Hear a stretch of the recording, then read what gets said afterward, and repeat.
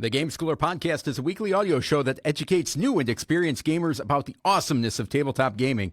In this week's episode, we talk to Chris Yee of the Dice Tower about gaming, content creation, and designing games.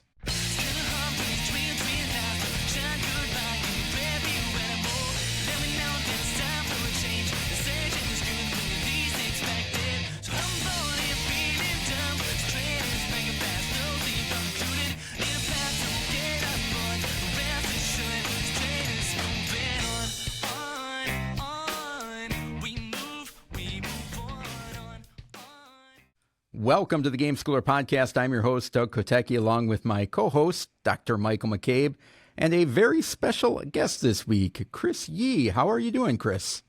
Hey, guys. Thanks for having me. I'm doing great today. Or this week, you said? Awful. Just awful. But today's good. But today's good, huh? Good. That's good. Exactly. Good to hear. Good. Well, Chris, welcome. Why don't you tell us a little bit about yourself and how you fell in love with gaming? Sure. I mean, do you want the long-winded answer or the super long-winded answer? Because it's up to you guys. There is a nice Unabridged. part about not having, sponsors and things like that. We control it. It's all so. I'd say 3 hours. I need to get dinner for my family, but up until then, it's yours. So that's your question. Lord of the Go Rings ahead. Extended Edition answer. Yeah. with the Chris Yee fan club that plays at the end. Scrolls. Okay. No, I grew up playing a lot of board games, just like your basic stuff, right? But what really got me into gaming, just really deep into it, was when my now wife, Wendy, and I were dating pretty seriously. My brother had been introduced to Settlers of Catan and Dominion and Munchkin, so he was showing us those games, and it was just a really pristine, perfect timing in that Wendy and I were spending a lot of time together. It was something really wholesome and fun to do whenever she'd come over and spend time with my family, or when we were just the two of us hanging out. And it was particularly of that bunch, Dominion, that kind of wrapped itself around us. And we're like, oh, this is a really fun game. And then my brother goes, we'll watch this. He just wipes away all the cards and he says, here's 10 new cards to play with. I mean, that was the moment I think that I was really hooked in and said, what else can games do? So yeah, that was probably the moment right there. That's Awesome. cool. I know for me it was Catan, so I think a lot of that general time frame of and Dominion was for you, Michael, right? Wasn't that was a big starter for you as well? Kind of a combination of the both, yeah. Catan into Dominion. We played a lot of the game Bang, and Bang had some serious player elimination. Like, I was a renegade, and everyone knew I was a renegade, so they killed me right away. So now I'm sitting on the side for an hour and a half. Well, let's play Dominion while everybody else is finishing that 3-hour game of Bang. But yeah, very, very similar. It's an awesome era of gaming for sure. So how do you go from I like what these games are doing and it's opening your eyes on what's out there and the possibility. How do you go from there to the journey to content creator on the Dice Tower? What is that path? There's not really a singular path, right? If you ask all the people who have gotten hired on at the Dice Tower, everyone has had strange and interesting little journeys of their own, right? But also, I'll speak for myself mostly, but I've always been a very creative person. I like making things, making music or making little goofy home movies or videos and stuff on my own. Every time I had a chance in a school project, you could either write up a paper and read it in class, or you can put together a video or write a song for this topic. I was like, I'm always going to do one of those other things. And so that's just kind of the nature of how I am. I like dabbling in things, right? Picking up a new instrument I've never played, messing around with it, making a movie, editing something I've never done before. And I really like that. So as I was professionally an accountant for several years, graduated from college, and just found myself extremely bored with my tedious job. At one point, Wendy and I, who had gotten really into games, like I said, we were introduced by my brother, we were always trying new Dominion sets, trying new little games here and there, got introduced to Seven Wonders, introduced to other things. And then at some point, we were talking with my brother, who I always viewed as kind of the person that was introducing us to games, and we were just talking circles around him on accident, and he goes, yeah, you guys have really gotten into this. I'm like, oh, yeah, I guess we have, yeah. So eventually we decided, well, let's start a podcast because we had music recording equipment at home. And I figured that'd be easier than trying to mess with video cameras and all the video production work. So we started a podcast years and years ago now. It was called Meeple Overboard. And I think the servers for it are all like deprecated and no longer on the internet, but I think you can still find it on Spotify. And it's not great, It's Wendy and I's first foray into it, but we did it for 4 years and just always really enjoyed doing it. It was a fun little creative thing to work on. We kind of dabbled going into videos, have a little YouTube channel that we kept up for years with it. Did some live streams, did some live games. And all of that was just stuff I was doing because I wanted to. I like doing it.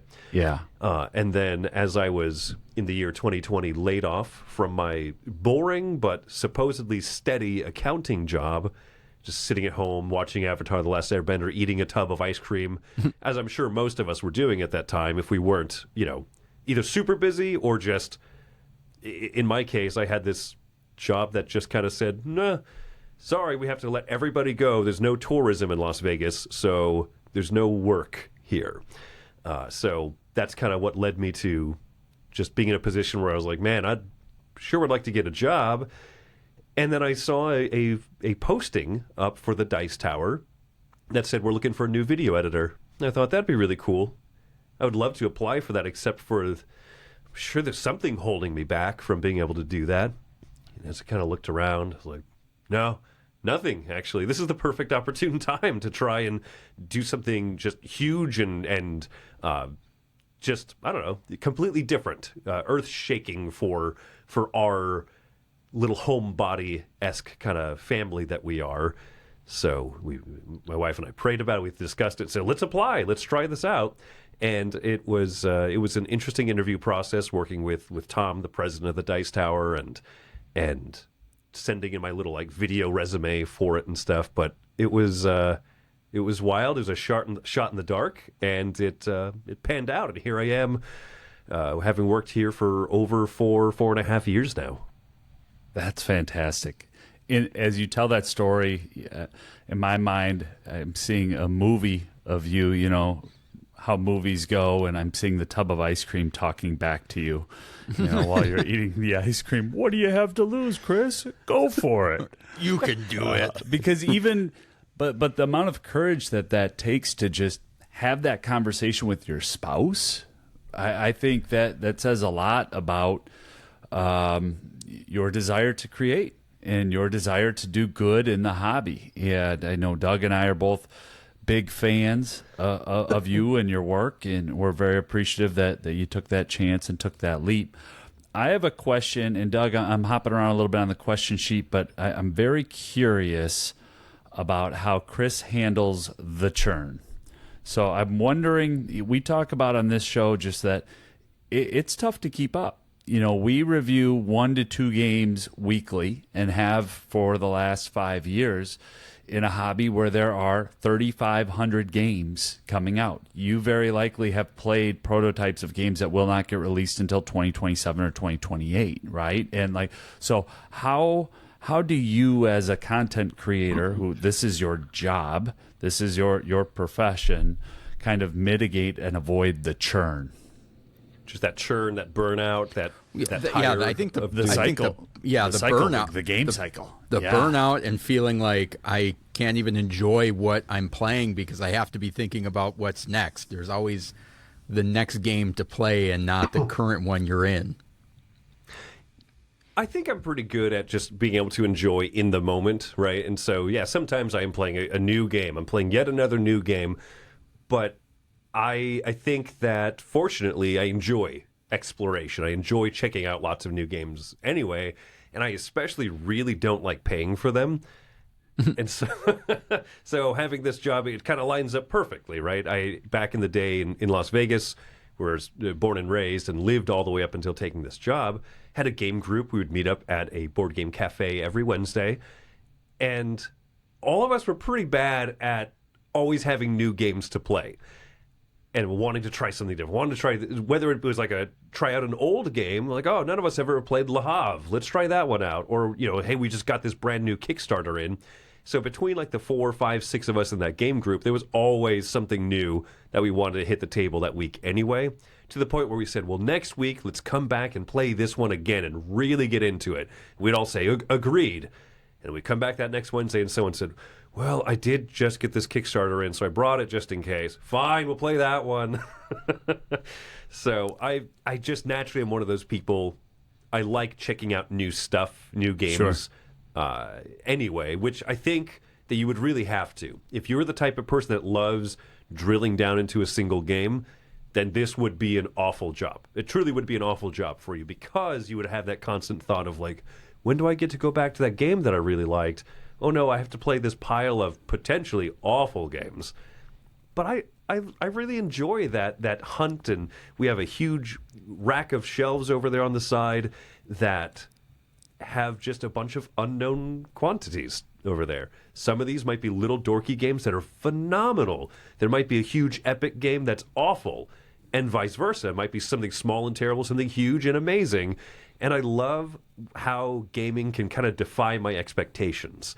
And so, I don't know, I personally get a lot of enjoyment from it. But that being said, there are definitely times where we make an agreement at home. We're just going to play a few games that we already love this week, and we have enough in the can games that we played to review. So instead of just like chasing, what's another new game? I brought home this thing. Let's just play something we love. Or let's just get caught up in a TV show and not even worry about gaming. Because most of the games that we play for the job, honestly, are on our own time at home or in after office hours game days that we'll host or something like that. So during the day, we're primarily doing a lot of video editing and planning for conventions and such. So not a lot of gaming happens here at the office. And so it is still that joy. I still find a lot of excitement taking a game home, cracking the shrink, punching it out, and saying, all right, let's see how this one goes. Yeah. So how do you avoid, I guess, becoming cynical of the hobby in general when you play stuff and things kind of don't go well, or you've got a couple of stinkers in a row, or I feel like sometimes the internet crops up and it's like, these minis aren't big enough, there's not enough of them, this cardboard should have been acrylic, this cardboard's not thick enough, this is too thin, and all of the kind of cynical or negativity that can sometimes surround the hobby. And I'm sure your comment sections on videos have some of that stuff, and just the online world. How do you avoid that cynicism and still love what you do without letting that bog you down or keep going? I think that's a really cool question. I like the way that you phrase that, because I'll say, having just come recently from Gen Con, and before that we hosted Dice Tower East up in Orlando. And what I'll say is, at these face-to-face aspects of the hobby, of the industry that we work in, those are some of the most refreshing times. Because, yes, playing board games is, for me, work at the end of the day. I still love it. I still enjoy it. But I'm sitting there thinking, okay, well, what are the critiques? What are the positives, the negatives and stuff? But it would be easy to get caught up in that minutia and the online complaints and this, that, and the other. One, I think that Tom does a very good job of, as a boss, he has our backs. If we say something and we like a game, we don't like a game, if the comment sections light us up or call us morons or idiots or whatever it is, he always tells us, like, nope, I want you to review the game how you want to. I don't care what the internet says, right? So I think that, for one, having a good boss, having a good work environment that tells you, no, be true. Be true to yourself. And two, going to these conventions. Sorry to swing back to this earlier point. The face-to-face interactions that we get to have with the people who watch the channel, who gain value from the reviews that we do, the live plays, or whatever it is that we do, it's so amazingly grounding. Because, yes, people will complain online. It just kind of is the curse of our current atmosphere that we live in. People love going to the internet. There's this degree of separation and anonymity and being able to say whatever you want. I have had awful things said about my personage myself. Aside from whether I reviewed a game well or liked it or whatever it was. And those things are just terrible, right? And we try to write it off, water off your, what is the old phrase? Like water off your back like a duck. Water off your back like a water, duck. Something. I mess it up about 4 ways. Go ahead. Back to you, Chris. Whatever it is, right? Yeah, you just always try. And then every once in a while you get something that just kind of grates you, just kind of gets under your skin a little bit more than it should. But when you go to a convention, you see people having fun, loving the hobby, loving the board gaming hobby, the industry. People who come up to you and say, hey, I really appreciate what you do. You have fun. You clearly show that you love games. It means a lot to me. People have said so many amazing, uplifting things that I wish people would do more often, right? You two run a podcast, and I'm sure that every once in a while when you get like a comment or a little iTunes review or Apple Podcast review or whatever it is that says, keep up to what you're doing. You do a great job. I listen to you guys every week on my drive to work, and it just really They hit at the right time. They always hit at the right time, too. You know, those kind words and those moments of affirmation, you're right. They really do. They're impactful. They are. So people keep saying nice things to other humans. Let them know that you appreciate what they're doing. I'm curious about what you're excited about for the hobby at large and what you're most excited to see at the table in the next year or so. So what kind of has you, Chrissy, excited? Let's see. Wow.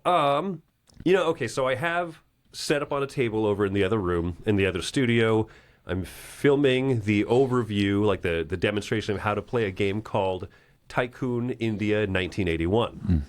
I think that this is a really neat economic, industrial kind of game. The type of thing, if you like brass or like those types of games, I think that this is something that a lot of people will enjoy. And it's so cool because it comes from India, the company Zenwood and the designer Siddhant Chand. And what's really cool to me is that we're seeing more emphasis on games from Brazil, games from Taiwan, games from Japan, games from India, and Spain, and just more and more countries are being really well represented. And one of our upcoming Dice Tower Essentials games, right, from Arcane Wonders, that like we saw the prototype, we passed it along to them and said, hey, you might consider publishing this, is a game called Ras, A Dance of Love, from designer Mihir Shah from India.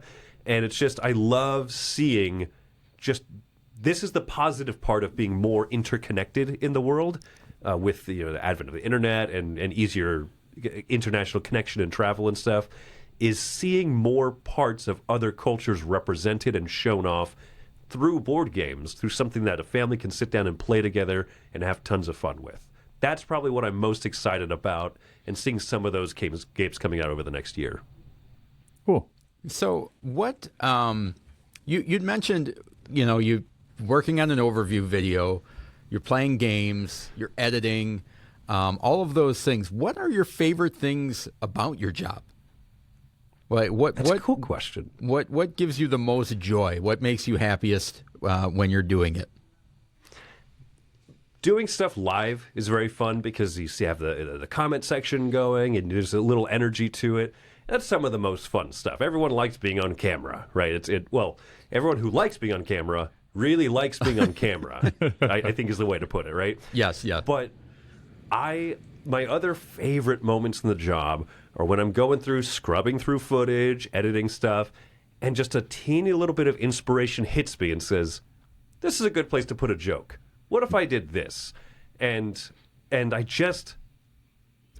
love that, right? I love when we have our, on the Dice Tower channel, like the convention vlogs, and there's just all these silly moments, and there's something you can do with the editing, zoom in just a little bit, cut out some of this dead space so it gets this punchline really well. When you work with hilarious people like I do, being able to do something that just highlights how creative and clever and great they are through the little behind the scenes editing, it's so joyful to me.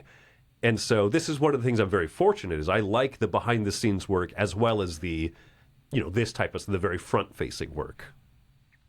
So a follow up to that, what's something that is, and I applaud you for shooting your shot. Like the idea, and I think out of anything in this podcast, if listeners take away just the idea of it's like, good things don't happen unless you take chances. You have to take the chance. You have to shoot your shot. You have to do something.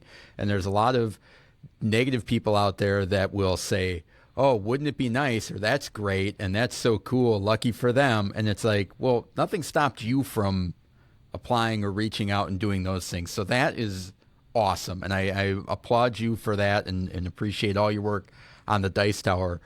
What is something that when you applied for that and get the job and you get there, what are the unexpected things that you had no idea either that you would be doing or involved in that have cropped up over the last 5 years that you're like, I never had that on my bingo card of what I'd be doing at the Dice Tower? One thing I am pleasantly surprised about with the job is just we get to do manual labor sometimes, right? Whether it's moving the inventory and stuff to conventions, whether it's moving our library, all of those racks of games, loading them up on trucks. There's a lot of, I don't want to call it warehousing because there's real warehousing workers out there that do, truly hard work, but just shrink wrapping pallets of stuff is not something I was necessarily expecting. I was expecting, we got to move some boxes and whatnot. But when we wrap up Gen Con and we're putting a whole big display booth onto a pallet at the end of the show, I was like, oh yeah, I guess someone has to do that, and that someone is us, right? Because none of us are rock stars. We don't have a road crew. We're it. And I think what's really nice is that Tom, as a boss, is not above also lugging stuff, moving stuff, carrying things, wrapping up boxes. It's very much a whole team effort. And I like that in many ways, no one's really above anything else in this job. We all do the grunt work. We all contribute and wash the dishes in the kitchenette of the office. You know what I mean? It's and everyone's really on the same Bless page. Your with heart. that could be a tough space, the office kitchen. I think the first time I ever saw you in person, Chris, was I was trying to think if it was 2023, but I believe it was 2024 Gen Con. You were running to either feed the meter or move the Dice Tower van at Gen Con. And so you were out, the van was out there on the street, and Doug and I were walking, and it was like, oh, hey, there's Chris Yee from the Dice Tower. He's got to do what we got to do right now. He's going to feed the meter. So there's all those little things that are involved. I have a couple questions, and then we have a question that we ask everybody. So I know you have a family and you play games in your family. What are some of the games that have been hitting the table in the Yee household with you and your wife and your kiddo in the last few weeks or few months? So our daughter is 9 years old, and it's a very fun age because since she was younger, we played all sorts of just stuff that we hated because they were good games for children, right? We played a lot of, when she was much younger, played Hi-Ho Cherry-O and Chutes and Ladders and all that stuff because those are really good tools for learning, taking turns, and sometimes you win, sometimes you don't, all that type of stuff. But now it's very... I say this very cautiously, right? We didn't play those games to train her to be this gamer, right? No, but you've done your job as gamer parents. She's trained. So now I feel like I need to play Chutes and Ladders and Hi-Ho Cherry-O with Michael so he knows how to take turns better. So thanks for the pointer. But it's great because, you play games with your kid and they'll just, if they want to, they'll gravitate towards more and different things, right? And so it's fun because now we've been playing... And we played through the whole Fellowship of the Ring, the trick-taking game, played through that whole campaign. That was so satisfying to have her that excited about, sloughing cards and stuff. Did you say 9-year-old or 19-year-old? 9-year-old. You were that guy who, when your child was in 4K, they were playing Ark Nova with you. Is that what I'm hearing? No, I am very, very adamantly. I don't want to say opposed to that, right? But that's what I'm getting at. We're not training her to become. We got you. Fantastic. We can play Terraforming Mars. No. We want to play the games that she wants to, right? Well, and so Lord even of the Rings still, Trick Taker game, it's awesome, isn't it? It's great. It was a game of the week for us a few weeks ago, and our Discord lit up. That's anything else that you guys have been playing that recently that's been a big hit in your household?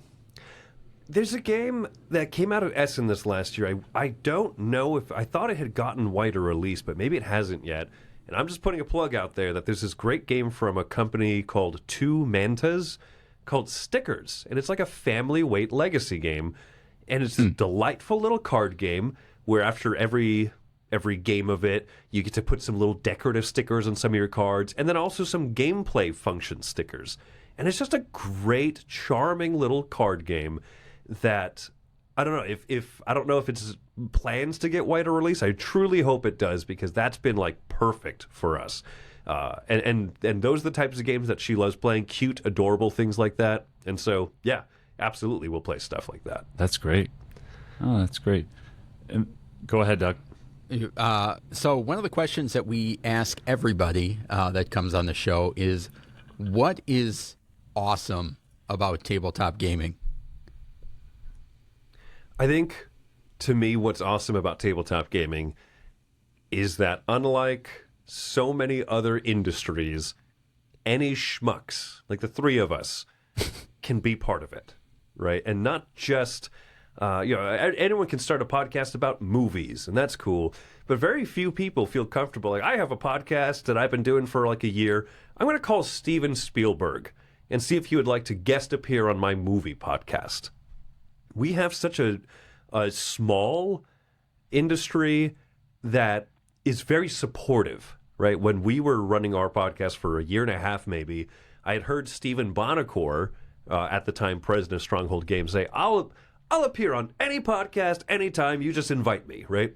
And we're like, well, okay, let's see if he's just blowing smoke or if he really is serious about that. And he was serious about that. On our small little show, he came on and he chatted with us, and he was an absolute delight. Or Podfather will just show and go, huh? So we can just send him an email and he'll say come his on, name and he shall appear. Podfather. Yeah, and that's the thing, is there's so many amazing people. We had, as a small podcast, we had Phil Walker Harding from Australia, a guest on our show back, many years ago. We had to stay up till 3 a.m. Vegas time to make it work for him, but he was willing to do it. Yep, he's great, isn't he? He's such a delight. So anyway, I think that's the coolest thing, is that anyone can jump into this industry with both feet, one way or another, design a game and pitch it around, start a podcast, start your own company. It's just, there's so few restrictions to really dive in to tabletop gaming, which I think is phenomenal. And speaking of just being able to have an idea and run with it, you're also now an accomplished game designer of a game that sold out at Gen Con 2025. I was too slow. I had it on my Saturday, maybe Sunday list. I should have ran to that, gotten it day one. Tell us about Soda Jerk, Chris. This is awesome. Thank you. Accomplished. I guess that is an accomplishment. I'll not Allplay has published your game. I don't know if that has set into your soul, but yeah, that's an accomplishment. Allplay has published your board game. So right next to Reiner Knizia. Yeah. Yes, that's true. It's Viking Seesaw's Reiner Knizia. No, I think that's okay. So the idea of this game came about, Soda Jerk came about when it was also 2020. And I'm sure that people are going to be surprised by that. People ask me, how long did it take you to come up with the idea for this game? And the answer is about one conversation, right? I was doing this project with my buddy where we were both kind of just like, hey, what if we had these different game design thoughts? We bounced them off of each other, and then we took to some, and we were trying to actually prototype them out. And then the whole thing kind of just fizzled out, as a lot of 2020 projects did. And so a little bit later, I kind of came back to this thought that I had about this little card game. And I mean, my buddy, Cam, really helped refine a lot of those thoughts. And I'm serious, in one conversation, half, or if not more, of the elements of the game that exists now kind of came about. I was like, this is pretty fun. And we play tested it. And then I put it on the shelf. And then, a year or two later, I was like, well, there might have been something to that. So I pulled it off the shelf, test it some more, tweak it a little bit, and it got some good feedback from playtesting. And I thought, it's just a little card game. Who's going to publish it? Put it back on the shelf. And it's just one of those things that even when I got it to a point I was really happy with it, I thought, who's going to publish this dorky little card game? And then All Play announced, hey, we're doing a whole series of nothing but a bunch of dorky little card games. And I thought, well, as you've said, Doug, might as well shoot your shot, right? The old quote, the Wayne Gretzky, Michael Scott quote, if you miss 100% of the shots, you don't take. So I pulled it back off the shelf. I thought, this is good. I'll pitch it and see what happens. And it's just one of those things that, so when people say, how long did it take from like design to published? Like 4 years. But in another sense, the game was made in kind of a few days scattered across those years, Yeah. So describe the game for our listeners of what you're doing and how it works. So the game of Soda Jerk is a very cute, thanks to the fantastic artwork of Sai Beppu, a very cute little card game wherein you're dealt a hand of cards that belong to one of 5 different flavors of soda, these different fruits valued 1, 2, or 3. And on your turn, you're playing them out onto the table face down underneath matching soda stands of the 5 different flavors. They're all played face down, so you don't know who is playing matching soda flavors, which will increase the end of the round value of that flavor, or if you're mismatching it, so it actually will lower or even negatize the value of that. And so you're taking turns playing cards out face down, or you're spending your turn flipping a previously played card face up, so that you can glean a little information from it. And it's important because when the round ends, any cards you still have left in your hand, you're going to score by the end of round values of each of those cards out there, the positives and the negatives. The round will end when either all players in a row flip over a card for their turn, or if all the cards on the table are flipped up, or if someone is down to 3 cards in hand. And so at that point, you add up the positives, the negatives, you multiply it by the number of cards you have in your hand, and you track the score over 3 rounds, and whoever has the most points is the winner, is kind of the quick pitch of what Soda Jerk does. Cool. That's exciting. Nice. Do you have anything else in the pipeline that you designed 5 years ago? No.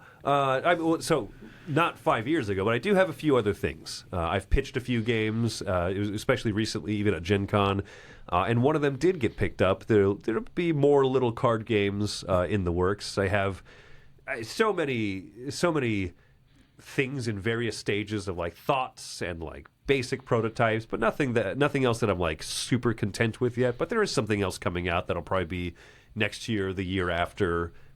I love working in the little card game space because it's very easy to prototype.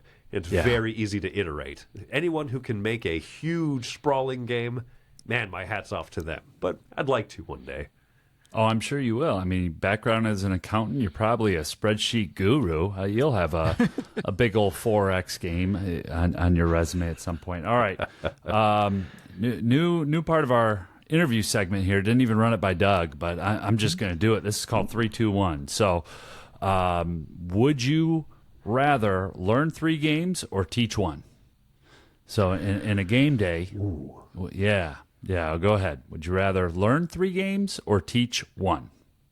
Oh, that's interesting. I do like teaching games. And so the caveat I'll give is that I especially love teaching games that are going to be difficult for other people to to play. Like when I walk by a table of someone playing like Glory to Rome and they're flipping through the rule book and they're just looking confused. I'm like, I know this one. Let me help you out. Give me 5 minutes with the rule book. I'll refresh. I'm gonna say I'd rather teach 1. Right? I Awesome. love learning games still, but yeah, I'll go with teach. Yeah, and then Essen or Gen Con? So we're at the 2 part of the 3, 2, 1. You see where I'm going here, Doug? Oh yeah, See what's happening yeah. here. Now I do. At first, I was confused. I was, where's the 2 and the 3 and 1? We got to keep it fresh here. Okay, I like this. The answer for me is very, very easily Essen, but that's, in part because those conventions don't exist in a vacuum. They exist in their respective cities, and I like Indianapolis. I lived in Indiana for a few years. but going out and visiting Germany and eating different foods and stuff, amazing. But I do also just like the convention hall layout there at Essen a little bit more. So then bonus question on Gen Con. Have you been to the Steer Inn? No. Okay. I don't know what that is. Okay, so keep that in mind. It is an amazing diner. And we've talked to this has come up on the Game Schooler podcast more than once. If we know that people are going to Gen Con regularly, we're like, you got to check out the Steer Inn. It's off the beaten path. It is off the beaten path. It is right in the city, and a pork tenderloin sandwich unlike any other. You know, I was born in Iowa, so I've had my share of pork tenderloin sandwiches that are flat, that resemble like a chicken patty that you would get in lunch. This looks more like an entire chicken thigh was deep fried. It is just a pork like the chop whole tenderloin. That is amazing. So steer in, put that in your memory bank. That's and homemade pie. I mean, really, really, really good pie. At least my pie has always been good. Okay. Well, that goes in the there a G Whiz one? file for next year. Yeah. Is What's there that? a one? Is there a one to the Yeah, 3, there's 2, a 1. Oh, okay. I was building up to it. A little sidebar with a bonus question. I know we're up against the clock here, but if I can bring the steer in to others, I'm going to, Doug. Yeah, okay? that's your, every chance that's your that I teach get. one. Teach one, steer in. And then the one for me, Silos, Ego, or Orbit. I've got all three in the shrink behind me. I know you've covered that trilogy from the good Dr. Reiner Knizia and Bitewing Games. So which one should I start with? Which one should I jump in and take to the next game night? And should we potentially review first? I know my obvious favorite of the bunch, right? My favorite is Ego. I think that it's quirky in all the right ways. It's a standout game for me. But what I would say is I think if you're going to start with one of them, maybe start with Orbit. It is the easiest to get to the table. It's the lightest. It's also the new game. It's not a reimplementation of a prior game. And I think that'll just kind of get you in the mood, in that old Reiner mood, right? It's a very simple little race around the galaxy, very very charming, quick game, right? But when you want to really get into something meaty, Ego is great. It's simpler than it looks like it's going to be, but it is. You got to be in the mood for a game that's quirky and odd. But I promise you, halfway through, you're going to say, "I see what this game is doing now," and at that point, you'll make your decision if you like it or not. But I think most people have really tended to like it when I've taught it to them. No, that's great. I'm teaching all three in one day, one sitting at our local regional convention, Gamehole Con, coming up in October. So I'm starting to prep right now. I'm calling it a day with the good doctor. I'm going to do 12 hours of Reiner Knizia games. So I'm looking forward to that. And Orbit will be the one that I get into here first, just to check out that trilogy. My wife was in the office here the other day, and she's like, "What is that?" I said, "It's a Reiner Knizia plushie. It came with those 3 games right there." That's creepy. And it's just like, in our hobby, it's cute. It's got its own, plushie has its own little alien that came with it too, so Reiner's not alone. But, yeah. But then when normal people come into the hobby space, they're like, "Oh, what is this place?" Yeah, us board gamers are weirdos. It's fine. We are, and I like it that way. Well, all right. So tell us, when is you said thinking September? Soda Jerk will be available wide release at some point. It is September, Doug. Yes, Wait. it is. When this as of the podcast is posting- airing, it will be September. Yes. It should be coming out shortly, correct? I have forgotten multiple times what month we were actually in, so don't feel bad. Yes, so at some point in September, Allplay should have Soda Jerk available on their web store. I don't know the details of broader distribution, like when it'll go into game stores, and I certainly, unfortunately, don't know anything about international release, but I do know that they had an express shipment sent to Gen Con, sold through that already, so I'm very hopeful that there's still excitement about it once the rest of the palette of it arrives. But I think it's a tremendously fun, simple game that you can play with the whole family or play with gamers, and a lot of people have enjoyed it. Well, early reviews have been extremely positive on Board Game Geek. I mean, the the rating that I saw at the time of this recording, I was like, ooh, that's nice and high for a small box card game. Good job, Chris. So that's a very good sign. And is I there appreciate it. anything else from you or the Dice Tower that's coming up that people should be aware of? Okay, I'm going to plug something that I'm doing, a little side project. There's tons of board game coverage. There's tons and tons of stuff going on. Tom gave me permission to do something just a little bit different, which I was really excited about. He and I had joked about how, as we were planning for our top 100 board games of all time, he said, I wonder if I could do a top 100 video games. And I said, I wonder if I could do a top 100 albums. And so the week that this is dropping in early September, we will be at the Dice Tower Retreat, a small convention that we host. And so as content to have gone up during that time, Tom agreed to let me film and post up my top 100 albums of all time. And I think it's just a fun little side thing, right? Yeah, it's not about board games, but it is kind of fun to get to know people, the people that you listen to and you listen to reviews from in just a little different way. So tons of hard rock and classic rock and Swedish heavy metal and stuff on there, but also some really cool just other things, the folk and hip hop that I have that I like to listen to. So anyway, just a fun side project I got to do. That if you're looking for something different, I recommend you check it out. That's exciting. Top 100 cool. albums coming out any moment now, and that is awesome. While we have you on, selfishly, so that I can plan with my wallet in the next few years, talk to us about the Dice Tower Retreat versus Dice Tower Convention. You know, the Dice Tower or Dice Tower East and Dice Tower West. I know Dice Tower East is in Orlando right around the 4th of July. And I've talked about that recently on our show. But the retreat, what's the big difference between the convention and the retreat? I try not to push the retreat too much because it's a small event, right? We do it for a few different reasons. One is that it's only a few hundred people, and so it's a very good opportunity for us to play a lot of games because we don't host any events and stuff. So Dice Tower East is a wonderful convention, but we run a little bit more of it, and there's a few more responsibilities with it. So part of the reason for the retreat being as small as it is, and unfortunately selling out nigh instantly, is that it allows us to focus on playing a ton of games. This is the back half of the year where a lot of the Gen Con releases have just come out, where you get a trickle of upcoming Essen releases, review copies. And so it is for us to be able to play a lot of stuff, play a lot of games. So I try not to talk about it too much because I don't want people to feel like they're missing out on what is a huge game day, essentially, right? But that being said, we host two very large conventions that are one in the same space in Orlando, right? The Dice Tower East convention is at the Caribe Royale, as you said, every July. And it's just great because we get to play host. We get to have people come out. It's a few thousand people. And it's fun because there's so many there's so many people that I recognize, and there's so many new faces, and it's fun for me to meet both, right? Yeah, I might make it next year. I'm charting an early course. So that's where I was curious about. Well, is the retreat or the convention? Which one? So awesome. Yep. Dice Tower West is in Las Vegas, my hometown, as I've mentioned many a time.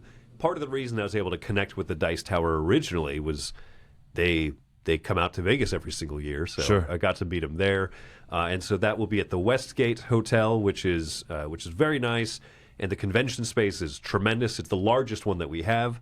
There's also in January the Dice Tower Cruise that folks can come out to onto a Royal Caribbean cruise. Phenomenal food, phenomenal Caribbean excursions and shore experiences and stuff. But also, while you're on the ship, we have the whole convention room, and we have a few different rooms across the ship allocated to just gaming space. That's so cool. It's my favorite of the events that we host, selfishly, very, very selfishly. But at the same time, it's that perfect balance of we get to do fun stuff out and about, and then we also get to play host and play games with folks. But if you're more interested in just playing games, come to one of our land-based ones. It's cheaper, and no reason to go out to sea if you don't need to. All right. Awesome. Well, thank you so much for spending the time with us, Chris. We really appreciate it. And again, just appreciate the work that you and the folks at the Dice Tower do, and the playing all of the games so the rest of us don't have to, and we can learning guard from our wallets wisely, and appreciate that. And I love your story about taking a chance. I think that's great for people to hear. So thank you, Chris. Absolutely. I'll share one last little thing, I guess. I know that you're trying to hook me around the neck. Oh, no. We just want to be conscious of your time. You're still at work. We want you to be able to get home to your family and enjoy a meal. Oh, I appreciate that. So yeah, one thing I'll share, it's just something that's kind of been like a guiding philosophy. Like you've said, taking chances and trying stuff. I forget where I read this. I believe it was in a book. I'm trying to remember if it was in The Righteous Mind by Jonathan Haidt, a moral philosophy PhD, who's just very, very interesting person to read his stuff. But there was this great study done where people who consider themselves generally lucky tend to find themselves lucking into things more often than people who consider themselves unlucky. And it's just one of those weird mindset things. I don't know if it's like when you buy a car and you're like, finally I saved up and I have this sweet 1998 Ford Taurus. And then you start seeing Tauruses around more often, and you're like, I guess a lot of people have this car. It's just because you've never stopped to notice it and look for it, but now it means something to you. And so when I read this, that people who consider themselves luckier are typically kind of just stumble into things more often. It's just one of those cool things that's worked out very well for me in life. And so I consider myself a tremendously fortunate and lucky person to be here and to be able to talk with you guys and to meet with people face to face every convention I go to. I'm so blessed and so fortunate. So thank you for letting me come on here and talk your ears off. And anytime. Be your guest. Thanks, Chris. No, anytime. I appreciate it. And I think that's a great lesson. Just the amount of and things I tell my kids all the time is just, you can't control what happens to you, but you can control your response and attitude towards it. And having positivity is a choice, and being positive and delighted by things is a choice. It's not something that, you're just born with. That people, you have to choose that. So I appreciate that. And want to thank everybody for listening and spending the last hour or so with us. We truly appreciate it. Now get out there, buy Soda Jerk, all right? and it's all play, so it's going to be like $4 shipping. Buy that, and then keep playing games.